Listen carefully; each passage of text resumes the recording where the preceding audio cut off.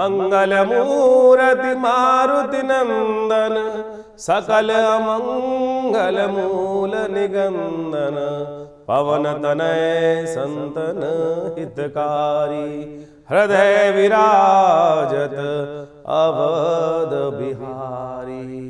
मनोजवं मारुततुल्यवेगं, जितेन्द्रियं बोधिमतां वरिष्ठं, वातात्मजं वानरयूथमुख्यं, श्रीरामदूतं शरणं प्रपद्ये।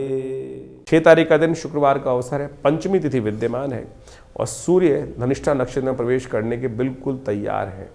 सूर्य जब धनिष्ठा नक्षत्र में प्रवेश करते हैं तो शक्ति बढ़ने की योग बन जाते हैं, लेकिन सूर्य इन दिनों मंगल के साथ चल रहे हैं और सूर्य ने मंगल को अस्त कर रखा है। यही आपकी राशि की इस वक्त सबसे बड़ी समस्या है, जो बार बार आपको हिम्मत छुड़वा देती है, जो कुछ ना कुछ आगे बढ़ते हैं और फिर कहीं ना कहीं पीछे खींच लेती है।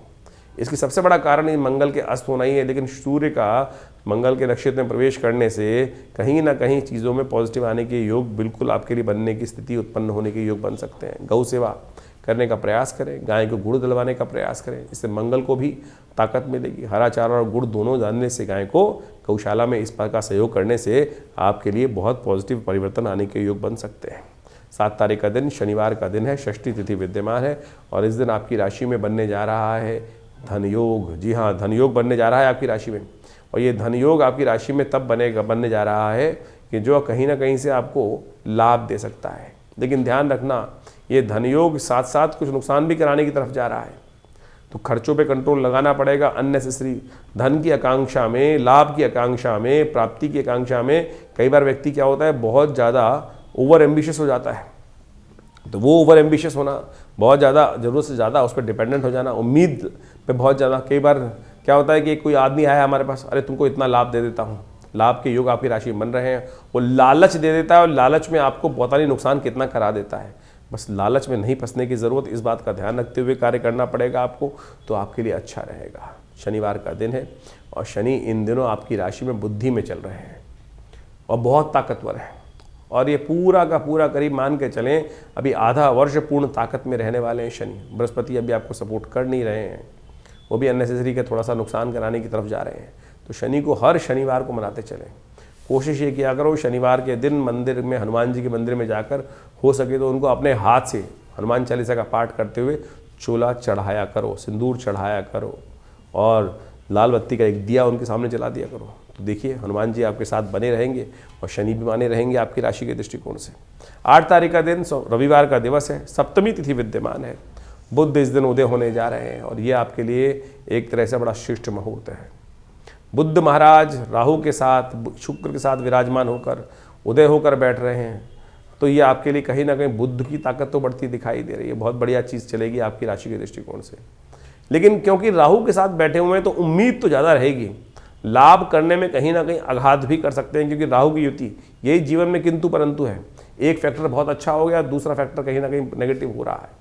राहु का उपचार बहुत ज़रूरी है आपकी राशि के दृष्टिकोण से इस वक्त, और लगातार राहु जो है नैसर्गिक दृष्टिकोण से सबसे ताकतवर ग्रह माने जाते हैं।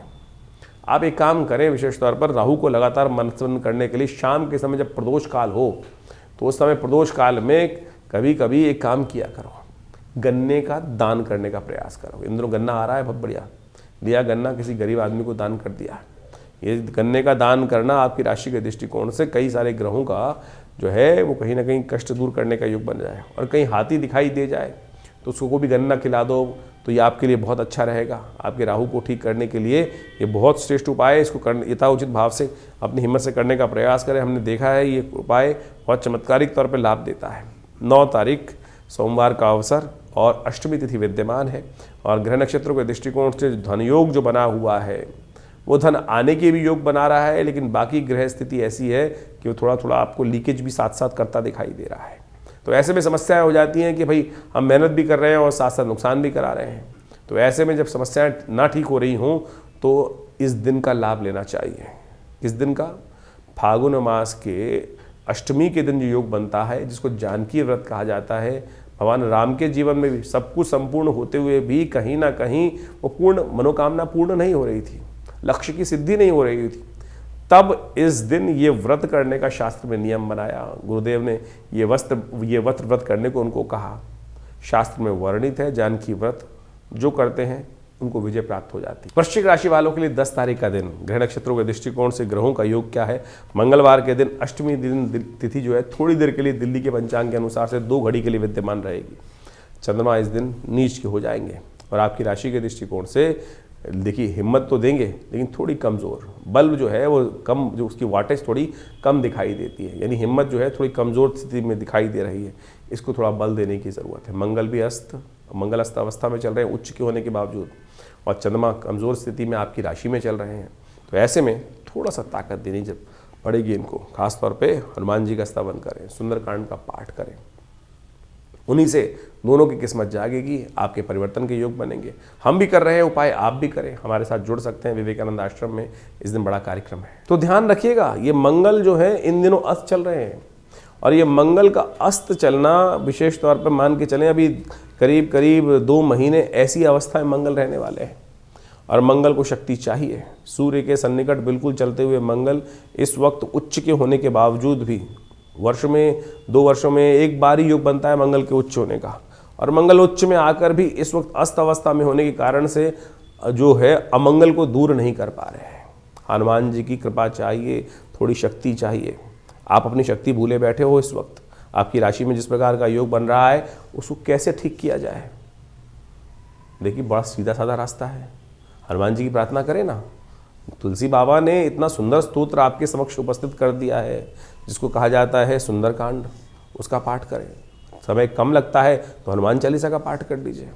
देखिएगा ये हर मंगल के मंगल यदि सुंदरकांड का आप पाठ करें या करवाएं अपने नाम से, तो हनुमान जी की कृपा से बहुत सारे कष्ट जो है वो कैसे आपके दूर हो जाते हैं। ये हमने देखा है बहुत सारे लोग, और हमारे पास ऐसे लोग हैं, बहुत सारे लोग हैं जो हर मंगलवार को कहते हैं कि हमारे नाम से तो अवश्य कुछ ना कुछ भगवान का वदन हो जाए तो समस्त रूप से कष्ट दूर होने के योग बनाएंगे। तो उसी श्रृंखला में आज शाम मंगलवार की शाम को विवेकानंद योगाश्रम में सुंदर रूप से सुंदरकांड का पाठ रहेगा, हनुमान जी का यज्ञ रहेगा, सुंदर सवामणि का भोग रहेगा। तो आप सब सादर आमंत्रित हैं, स्वयं भी आ सकते हैं, और बहुत दूर बैठे हैं तो हमारे साथ लाइव हमारे चैनल पर जुड़कर समस्त कार्यक्रम के साथ जुड़ सकते हैं। अपने नाम से उस यज्ञ में आहुतियाँ देना चाहें तो उसके लिए व्यवस्था है, और संपर्क सूत्र आपके समक्ष हैं, उनसे जुड़ सकते हैं हमारे साथ। ग्रहों का योगायोग आपने अभी समझा कि दिन पर दिन आपके ग्रहों के अनुसार से योगायोग क्या कुछ परिवर्तन आपके जीवन में कर रहे हैं।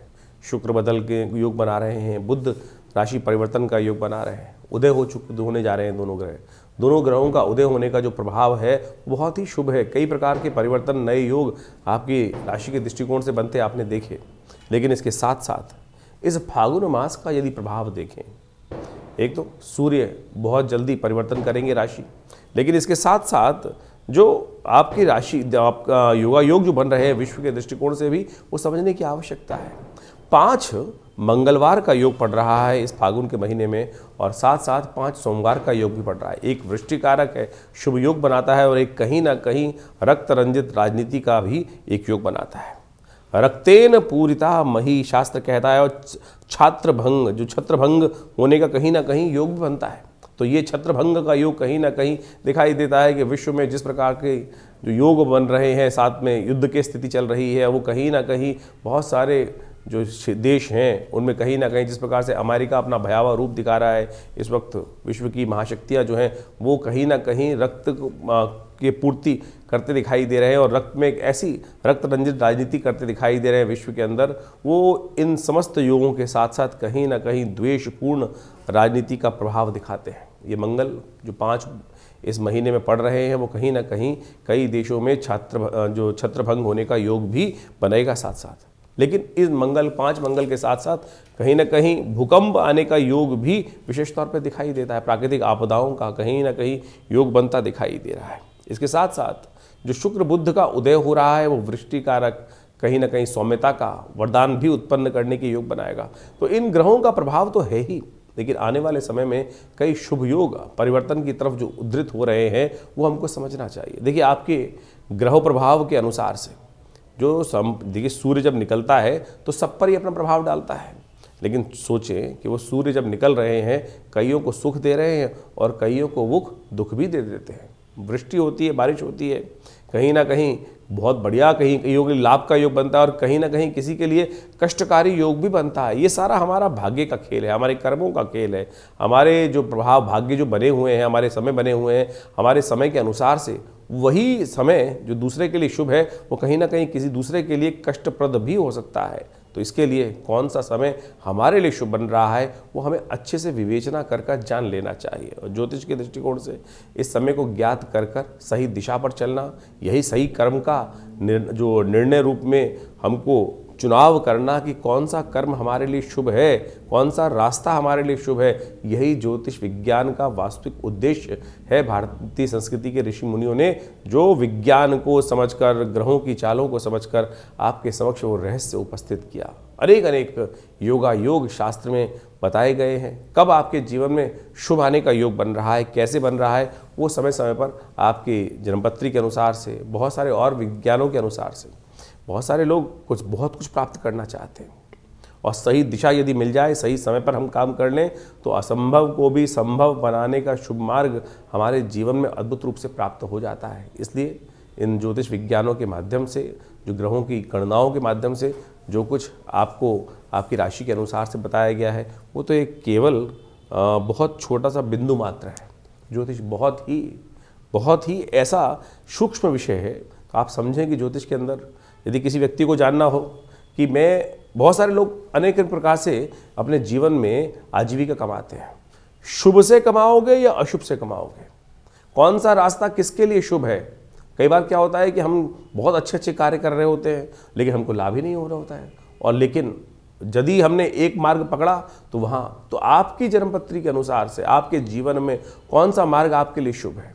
शास्त्र में कहा गया है यदि आपकी जन्मपत्री में से लग्न का पद निकाला जाए और उस पद से 11वें भाव में यदि शुभ ग्रह बैठा है, लग्न पद का यदि जो योग है उसके 11वें भाव में यदि शुभ ग्रह बैठा है, केवल जन्मपत्री नहीं, जन्मपत्री का लग्न पद निकालना चाहिए पहले, और लग्न पद से 11वें भाव में यदि शुभ ग्रह बैठा है तो आपकी आजीविका शुभ मार्ग से आएगी। आपको गलत मार्ग करने की ज़रूरत ही नहीं है। और किसी का वहाँ अशुभ ग्रह बैठा हुआ है तो समझ लीजिए उसकी आजीविका शुभ मार्ग से आनी ही नहीं है। उसको कहीं ना कहीं कुछ ना कुछ उस ग्रह की प्रवृत्ति के अनुसार से ही कार्य करना पड़ेगा। तो ये सब ऐसे नहीं है कि मतलब एक ही सिद्धांत, हर कोई भी ऐसे सोचे कि मैं भी दुनिया नौकरी कर रही है, नौकरी में कमा रही है तो मेरे लिए वही नौकरी के मार्ग से ही रास्ता बनेगा। बहुत सारे लोग नौकरी के मार्ग में सफल होते हैं, बहुत सारे लोग नौकरी के मार्ग में असफल भी होते हैं, बहुत सारे व्यवसाय के मार्ग में शुभ होते हैं। इस संसार में इतने सारे जो क्षेत्र है, कोई मिट्टी बेच रहा है, कोई हवा बेच रहा है, कोई तेल बेच रहा है, कोई और लकड़ी बेच रहा है, कोई कुछ और कर रहा है, विभिन्न मार्गों में हर कोई उसी तरफ भागना शुरू कर दे तो हर एक के लिए वो मार्ग शुभ नहीं होता। आपके लिए कौन सा मार्ग शुभ है, ये ज्योतिष विज्ञान के अनुसार से बाल्यकाल में ही माँ बाप, माता पिता बहुत प्राचीन काल में समझ लेते थे। जैसे आप सोचो, बड़ी बड़ी कथाएँ विद्यमान हैं कि किस प्रकार से और कैसे आपके जीवन में विजय के योग बनने हैं, वो सब ऋषि महर्षियों ने पहले ही बहुत सारे लोगों को बताया और उस मार्ग पर चलकर समस्याओं का निदान भी हुआ और साथ में जीवन का लक्ष्य बहुत आसानी से प्राप्त हो गया। नहीं तो भटकते रहो इधर उधर ऐसे वैसे, और फिर जीवन में कहाँ रास्ता बनना था और कहाँ हम पहुँच गए। बाद में पता चलता है कि उस मार्ग से चल लेते तो ठीक बहुत जल्दी पहुँच जाते। तो इस विज्ञान को सही रूप से समझकर आप अपने जीवन में लाभ के रास्ते और संशय को हटाने का प्रयास करें। बहुत सारे विचित्र कुतर्की लोग होते हैं जो समय समय पर कुछ ना कुछ व्यंग्यात्मक तौर पे कुछ ना कुछ भाव उपस्थित करते रहते हैं। इन व्यंग्य के चक्कर में ना फंसें। आप शास्त्र की निर्णायक विधि के अनुसार से समझकर उन चीज़ों पे अपने लाभ को लेने का प्रयास करें, तब बुद्धिमानी होती है तो आपके लिए कल्याण का मार्ग होगा। और हम लगातार आपके साथ अपने चैनल के माध्यम से जुड़े ही रहते हैं। और जो कोई प्रत्यक्ष रूप से आश्रम पे आने चाहते हैं तो बहुत सारे समय समय पर जो यज्ञ इत्यादि होते ही रहते हैं। नित्यवती आश्रम पे करीब 8 घंटे का यज्ञ रहता है और रविवार को एक जो सब साधारण के लिए कार्यक्रम रहता है सुबह 8:30 बजे से लेकर करीब 10 बजे 11 बजे तक। तो उसमें तो कोई भी सादर आमंत्रित है, सब लोग उसमें आया करें, यज्ञ में बैठे। माँ भगवती का सुंदर शिव विग्रह जो 500 साल पुराना है और पाकिस्तान क्षेत्र से आश्रम पर 1947 में आया, उनका दर्शन करें। माँ भगवती की कृपा से अभी सुंदर रूप से शिवरात्रि का महापर्व आने वाला है और ये शिवरात्रि का महापर्व बहुत विशेष रूप से भगवान शंकर की प्रसन्नता के लिए रुद्राभिषेक अपनी अपनी मनोकामना के अनुसार से दूध से, दही से, घी से, सब गन्ने के रस से, इच्छु रस से, गंध के द्वारा सब व्यवस्थाएं आश्रम पे की जाएंगी। आप आइए, उसमें बैठिए। आने वाली जो 15 फरवरी है उसमें ये बड़ा उत्सव रहेगा। अपना स्थान आरक्षित कर आप उस यज्ञ में पधार सकते हैं। भगवती की कृपा से आपकी मनोकामना सिद्धि के योग बहुत अद्भुत रूप से बनेंगे।